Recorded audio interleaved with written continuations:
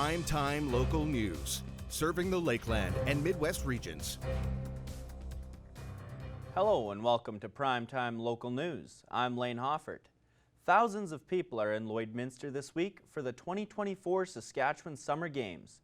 Our Callan Dunlop was at the opening ceremony of the Games and shows off what to expect for the week.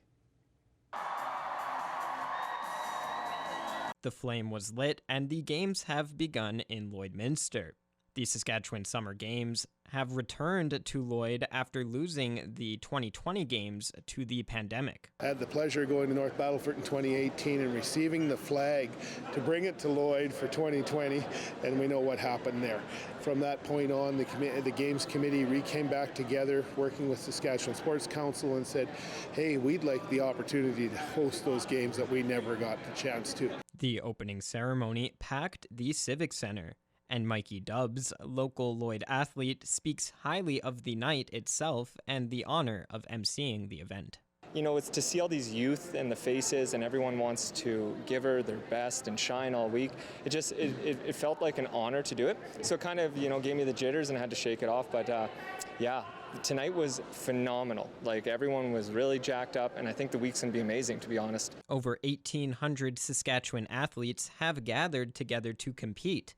But there is more to these games than just competition. The kids, whenever I ask any kid about how was it, what do you remember, they always talk about their findings, their new people that they met, the fun they had. Less about technical and sports and results that they got. Regardless of results, this week for these Saskatchewan athletes will be entertaining. At first I was very, very nervous because of the amount of people and athletes coming, but as I got closer and closer, I just got more and more excited. And the opening ceremony was very good. I was very excited for it. Being able to experience a higher level, this would be my second time, and because I competed in a combined clinic, but I'm hoping to take away skills from other people that I can improve on myself to become a better athlete. The Saskatchewan Summer Games lasts until July 27th. Callan Dunlop, Primetime, Local News.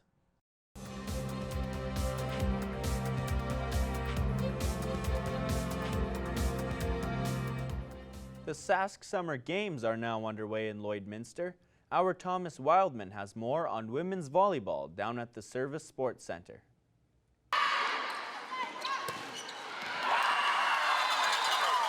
Women's volleyball started off day one with pool play, and the hometown Rivers West squadron got off to a slow start against Prairie Central, dropping the first set 26-24, before coming back and winning the next two sets 25-18 and 15-5. Head coach Corey Gratton is happy with his team's start.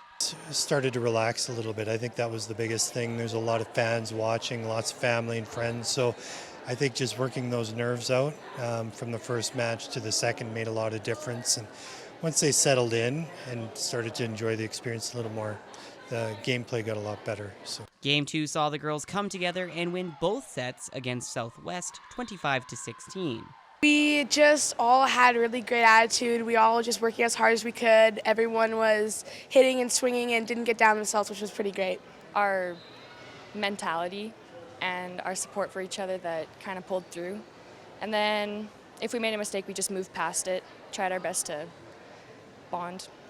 One of the other keys to success for Rivers West is the home field advantage. With all the players coming from Lloydminster, the Battlefields, and surrounding communities, friends and family can come out and support them on such a big stage. I think they do feel pretty comfortable being in here, and it is nice being able to play in front of that much more family and that much more friends. So playoffs have now begun and will continue until the finals on Wednesday.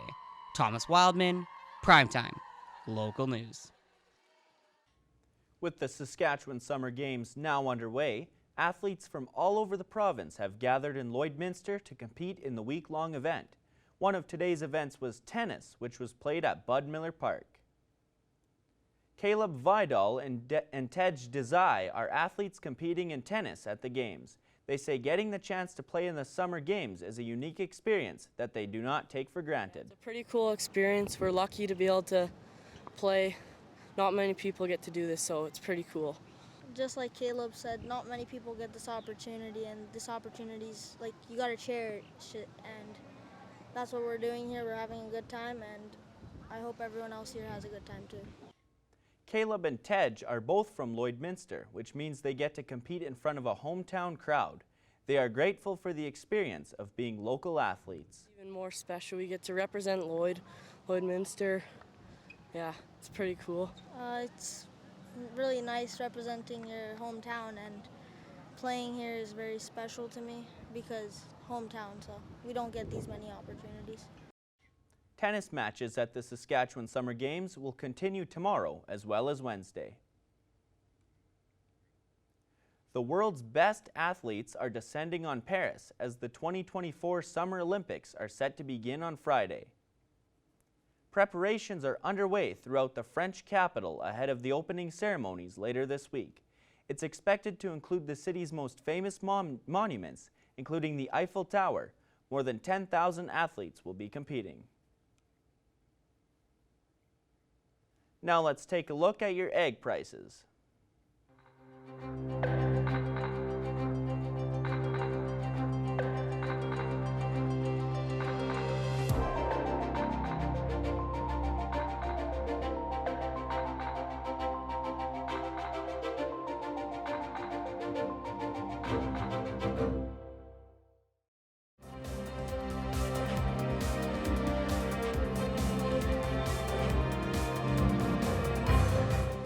Premier Danielle Smith was in attendance at the Cold Lake Air Show on the weekend, where the city was able to showcase some of the exciting things happening in the community. Our Leanne Sanders sat down with the mayor to find out more. I am speaking with the mayor of Cold Lake, Craig Copeland, today about an exciting visit with the premier that happened recently. What can you tell me about that visit? Yeah, we had a great visit with the premier on Saturday, tied in with the visit to the air show. And we wanted her to have a good look at the school that's located on Four Wing Cold Lake called the Art Smith Aviation Academy. And it's operated by Northern Lights School Division, so the public school division. It's a federal building that was built in the 60s, and of course, reaching its end of life. And the idea here is that the federal government doesn't build schools on bases, but they're willing to give the provincial government the land and to stand up a school. And we're just sort of, we had myself, the MLA, the MP there, Portage College, in the school division, just sort of with the wing commander, just sort of dialoguing with the premier about the importance of having a school right where the men and women of Fort Wing work. And so it comes when you're getting posted out or you're on deployment, having a school right there where the teachers sort of understand the whole life of military. It is so important for quality of life for the members of Fort Wing to have a school right on the base. And so we're just dialoguing with the premier. The idea is that hopefully the provincial government will come in with capital dollars and put a new school at Fort Wing Cold Lake. Craig, I never thought to ask this before, but with the skills somebody gains at that aircraft maintenance school, would that parlay into the private sector if they ever retired from the military? Yeah, so the idea absolutely with the school that we're involved with, Portage College, is a post-secondary school, and the idea is that people will be able to learn how to fix aircraft, and then from there get the certification, and then can walk into a private sector employment position across Canada or actually across the world. And so with the primary school, Art Smith Aviation has a very big aviation theme for the students, and then the idea is that they could transition right into the military, a career in aviation, or come over to the school and work with their hands on how to fix aircraft. So it's the synergies around Art Smith Public School, what we're doing with with Portage College out at the regional airport for that program is fantastic. And then tie in the air cadets who come in every summer in Cold Lake, 300-400 air cadets. It's a great bubble of synergies here. Was there any talk, Craig, of Canada meeting its 2% commitment to NATO? There must be a certain amount of excitement around that as well, because investment in military spending obviously is going to rise, and there must be some optimism. Boy, it's huge. I mean, I don't think people understand the billions of dollars that's going to be spent here at Fort Wing and across Canada, but specifically at Fort Wing because of our asset with the air weapons range. So some of the numbers that were being talked about at the hospitality tent there with the wing commanders area there, huge numbers. And so, talking $8-9 billion of money in this area for aviation. And so it's going to be fantastic. We consider ourselves the Cold Lake area is going to be the province's aviation hub, going forward into the future. When that F-35 was up in the air at the air show on Sunday, it was stunning. And it was really neat to see that plane. And you just went, oh my God, because we're just going to go to the next generation of aircraft. It's going to be exciting for the men and women for the Canadian Armed Forces to have that plane. It's pretty stunning. Certainly for all us locals that were at the show on Sunday, it was an eye opener of what the transition from the F-18 to the F-35. It's going to be a different main airframe, as they call it. A lot of excitement. Actually, I think get the chills every time I see or hear one of those planes, and I can't even imagine. So it is something to look forward to for sure. Yeah, when that plane was up in the air, it was the demo pilot at Sunday's, and what she did with that plane was just stunning. I mean, just stopped it and then just walked it all the way almost to Earth. It's just its capabilities, and what they said at the show was that was only 10% of what the plane can do. And so it's it's fantastic that Canada is buying the best plane in today's world.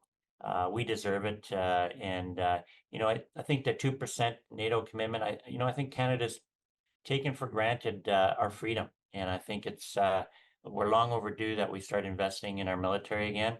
And so I'm really optimistic, and certainly for those looking for a change of career, getting into the military, it's a huge opportunity for young people to have a good hard look at it. I know at the air show, a lot of people were thinking about joining the military. Excellent. Well, we sure are looking forward to hearing more things like that, and we'll be keeping in touch. Thanks so much for your time today. Okay, thanks for having me. It's time now to take a look back at this day in Lloydminster. Here's Ravi Jayasaleen with Retrospect.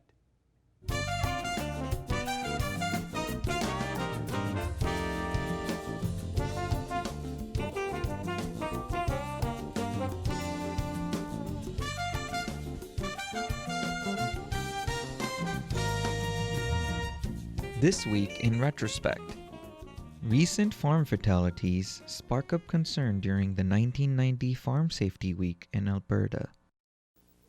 It's Farm Safety Week across the country, and things look a little grim for Alberta. Over the past few years, there have been a small number of farm fatalities in the province. Up until last April, there have been 7, the latest being a small baby which drowned in a slough on a farm near Pine Lake. Barb MacArthur is the district home economist for Vermilion River, and she thinks the reason for the increase is the poor economy. If there is a problem, or it can be attributed to one problem, I think it is the tougher economy. People on farms now are under greater stress financially, and regardless of where they are in their business, whether they're a beginning farm or a farm that has been well established. She adds many farmers have to take more chances to keep ahead in this day and age, and when they get away with one chance, they keep pushing their luck until they get caught. MacArthur adds if the economy does manage to rebound, there will be a marked drop in the number of farm accidents and fatalities. Yes, I think as pressure lessens on farm families, and as we, in agriculture find a few more ways to deal with this tougher economy, and the pressure lets off, I think there is probably going to be a let-up. Vermilion River is not doing anything specific for Farm Safety Week other than releasing a newsletter reminding people to be careful. The real work is done during slow times during the crop year when she gets together with equipment retailers to have farm safety seminars and using the equipment as teaching tools. She says it becomes seasonal and runs every year, and she adds if you can catch the farmers when they're not busy, they tend to retain more of the information. Kevin Wilson, Broadcast Center News. And in 1997, efforts were made to rescue stranded cows from a flooded pasture.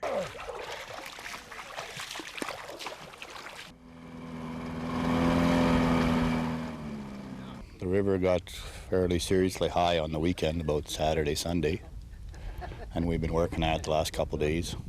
Almost half of Blatz's herd is in deep water. Literally, 30 cows and calves were trapped when their grazing land became submerged. They refused to swim to safety, and the amount of high land above water is quickly shrinking. They're scared to go in. There's a lot of current in some places, and when they actually get into the river part where the current is, they're just scared to go in, that's all. As long as they can, whatever, stand on a little dry ground, they won't enter that swift current, that's all. This area behind me is where the road and pasture used to be less than a week ago. Now it's all underwater. In some places, the backwater is over 30 feet deep.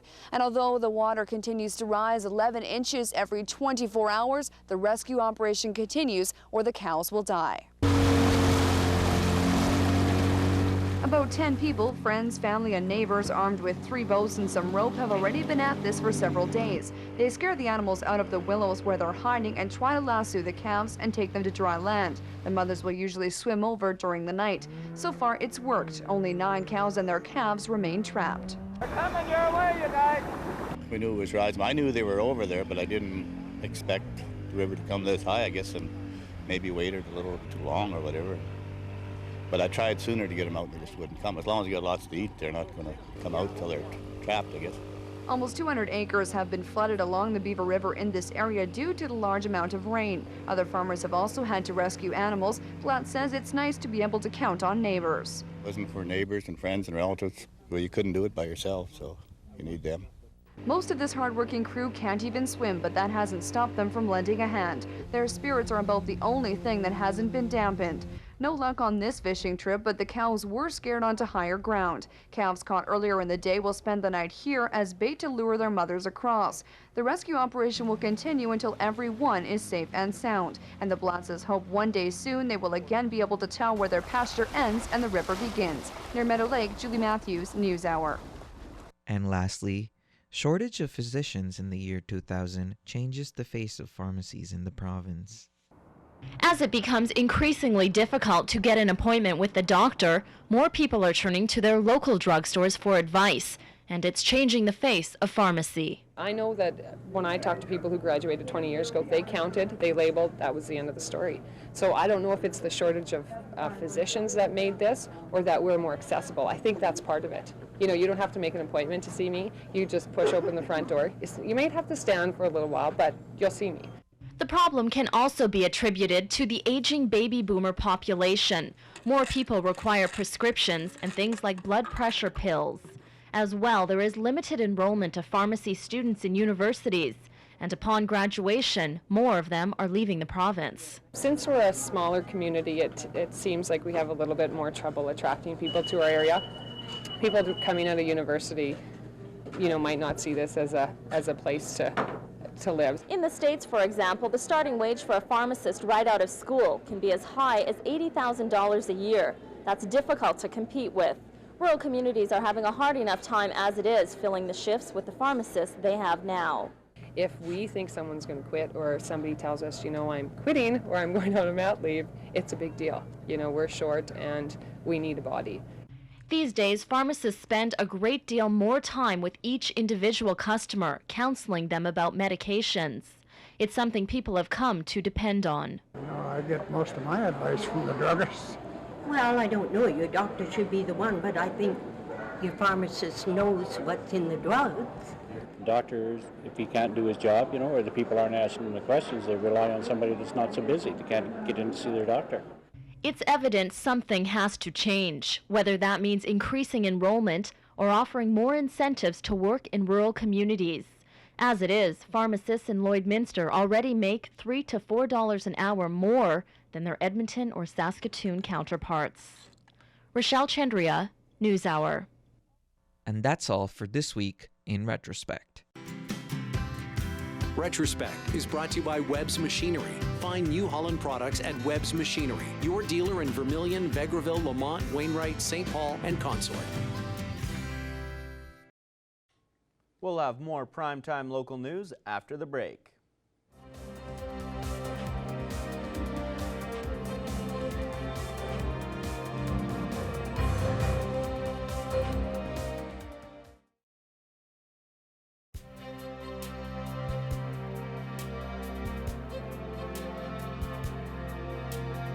Let's take a quick look at your 3-day forecast for Lloydminster.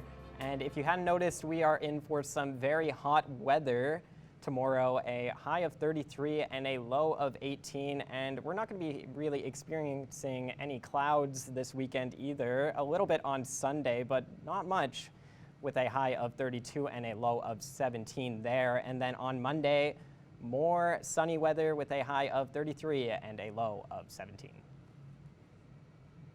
And that is all the time we have today for Primetime Local News. Thanks so much for watching, and have a great night.